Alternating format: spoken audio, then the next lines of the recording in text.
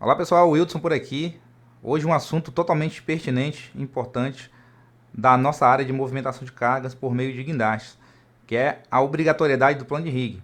Tá? Vamos conversar um pouquinho, vamos trazer um embasamento acerca dessa obrigatoriedade para todos nós praticantes de içamento e as pessoas também que estão diretamente envolvidas nesse tipo de atividade.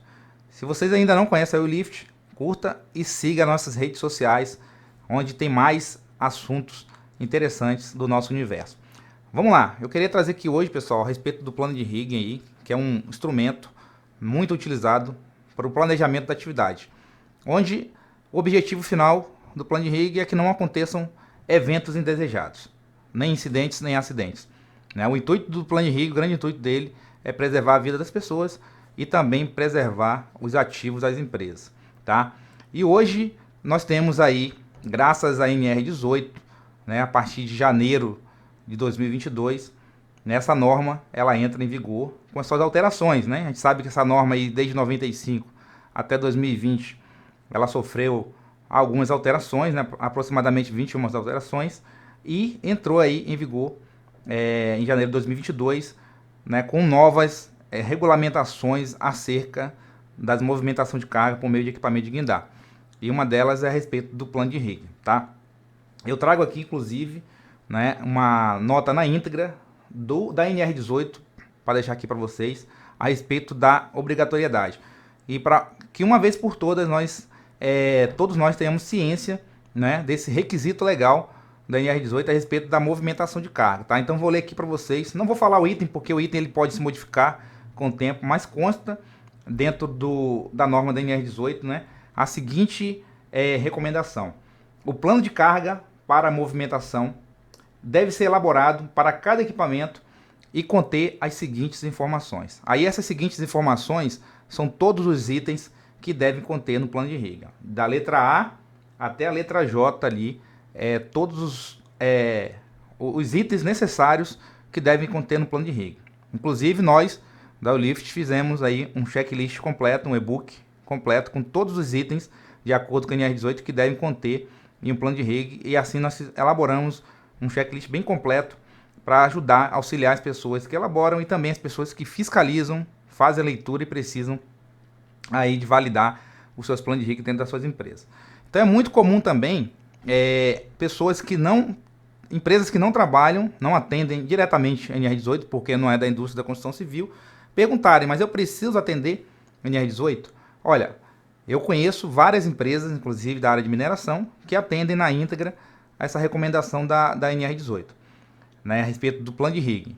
Porque dentro das respectivas normas dos seus segmentos não há nenhuma recomendação nesse sentido. E como eu falei que o objetivo do plano de rigging é assegurar, né, a vida das pessoas, a vida dos processos, nada mais justo, nada mais robusto do que adotar, então, como abrangência, uma norma regulamentadora que traz aí instrumentos, né, de requisitos legais para orientar os usuários acerca de movimentação de carga e também dar uma melhor robustez dentro da hierarquia de controle dos riscos das empresas, principalmente pensando nas medidas administrativas ali, que é uma das medidas menos efetivas, mas necessária, né, para padronizar, para criar aí orientações para os colaboradores e criar também os seus padrões de trabalho. Tá? Então, assim, na norma NE18 tem como obrigação a emissão de um plano de movimentação de carga para todo e qualquer equipamento, não distingue qual é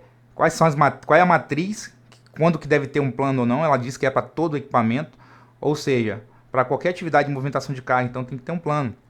O que a gente vê, pessoal, é que cada indústria, cada segmento cria aí a sua matriz, né, de projeto de içamento, criando ali uma tomada de decisão para quando deve haver um plano de rig mais qualificado, um plano de rig onde necessita de um mergulho maior, um aprofundamento maior no estudo, quando os içamentos, por exemplo, são complexos. E a gente vê um procedimento, né, ou uma instrução de trabalho, um padrão, trazendo ali uma orientação mais simplificada quando os içamentos são categorizados como os içamentos mais simples, mais triviais, mais rotineiros, e aí as pessoas acabam adotando plano de rigging padrão ou um plano básico, né, onde as próprias contratadas, por exemplo, das empresas podem está preenchendo esse plano, obviamente todos treinados, todos ali, né, aparentados de informação para elaborar esse projeto de orçamento. Então, veja que as empresas que adotam o plano de rigging padrão ou o plano de rigging básico, eles treinam toda essa força de trabalho, né, cobram todos os treinamentos das suas contratadas para que, sim, seja cumprido na íntegra as recomendações, os requisitos legais da NR18. Porque veja só, se fala que para toda e qualquer movimentação deve haver um plano de rig, eles estão fazendo para toda movimentação um plano de rig. Seja um plano de rig mais complexo para atividades que determinem isso, que peçam esse tipo de mergulho, de aprofundamento, né? Eles têm ali um plano mais trabalhado e tem um plano com entradas, com os inputs ali também, né, para os planos, para as operações mais triviais, mais rotineiras que acontecem no dia a dia com mais velocidade, se repetindo o dia inteiro durante as jornadas, durante cada turno de trabalho. Então, o importante é haver o planejamento, né? Importante é haver o planejamento.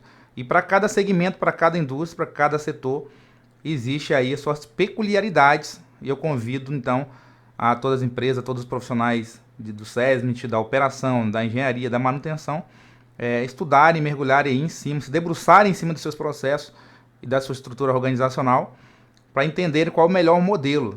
Se o melhor modelo é ter uma estrutura própria dentro da organização, uma estrutura de pessoas que possam elaborar os projetos de orçamento para todas e qualquer movimentação, né? Que isso aí pede uma equipe dedicada para isso, né? Toda e qualquer movimentação a empresa vai primarizar, então tem que ter uma estrutura para isso. Mas se não for por essa decisão e fossem cobrar de terceiras partes, que essas terceiras partes também possam ter instrumentos ali para se apoiarem durante essa elaboração dos planos de rigging, por exemplo, com os planos básicos elaborados pela empresa primária contratante, ou até o cumprimento de seus devidos procedimentos. Veja só, não pode ficar sem planejamento, não pode ficar sem análise das operações antes delas acontecerem, porque análise de risco, né, permissão de trabalho, de qualquer forma, de acordo com a NR18 que está aqui do meu lado, não elimina a elaboração do plano de rig, tá? Ajuda, auxilia e é extremamente necessário a gente identificar os perigos, os riscos da atividade, propor as melhores medidas de controle, trazer de forma quantitativa os riscos lá para baixo. Isso é importante, através das análises de riscos, através das permissões de trabalho, que bloqueiam os eventos indesejados.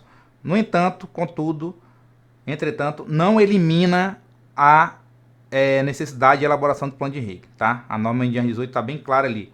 É requisito legal, é mandatório ter um projeto de orçamento, ter um plano de rig elaborado por profissional treinado e legalmente habilitado. Isso é muito importante falar também. Então, cada empresa tem a devida forma de atender ao requisito legal da NR18, que foi o que eu trouxe aqui. A NR12 cita plano de rig? Sim, cita. Mas em forma mais de glossário, como na parte de termos e definições, né? Não tem muito ali direcionamento em relação a quando que se deve fazer um plano de rig, quem são os profissionais, e também os itens que devem conter no plano também você não acha na NR12. A não ser uma verdadeira uma simplificação ali dentro do anexo 12 da NR12. Tá? Dentro da NR29, por exemplo, de operações, dentro de segurança de trabalhos portuários, também não é citado a questão da obrigatoriedade do plano de rig. Tem alguns requisitos ali meio soltos, né, a respeito da segurança nas movimentações de carga, tanto para os equipamentos de guindar, quanto também para os dispositivos de içamento.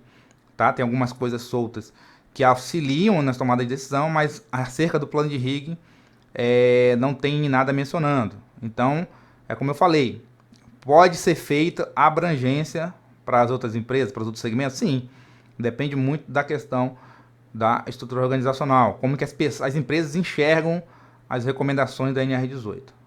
Eu digo que é muito importante, né, a gente se basear em algum instrumento que já existe e que norteia, né, todo o processo acerca do que deve conter no plano, quando que deve ser elaborado, quem são as pessoas que elaboram, e aí criar uma matriz de treinamento, por exemplo, para isso, né? Seja para treinar a força de trabalho, seja para cobrar e trabalhar junto a quatro mãos com as contratadas, e também para criar as hierarquias de controle para o risco, desde da mais efetiva para menos efetiva, né? Vindo ali da parte de controle de engenharia, por exemplo, pode ser implementado, né? A gente pode trabalhar as medidas administrativas, que eu não tenho certeza que toda empresa deveria ter um procedimento macro, um procedimento raiz, onde cite todas as diretrizes, né, organizacionais, operacionais, para que todos os personagens dentro da estrutura consigam entender, compreender bem o seu papel dentro dessa movimentação, dentro desse processo, e aí criar um pacote, não é, de medida administrativa que pode sim trazer muita força, trazer uma medida de controle efetiva para o risco nas movimentações, tá, pessoal? Então, assim, espero que eu tenha conseguido ajudar aqui acerca da obrigatoriedade do plano de riga. Acho que ficou bem claro agora, né? Que a norma regulamentadora número 18 da indústria da construção civil traz essa obrigação, tá? Para guindastes e para guindastes rodoviários e guindastes também montados, guindastes de torres, as gruas, né? E equipamentos de pequeno porte, como os guindaltos também, tá bom? Então tá muito certo isso daí. E agora é cada um pensar no que pode levar para a sua realidade, tá bom? Então, espero que tenha contribuído com esse vídeo e até o próximo.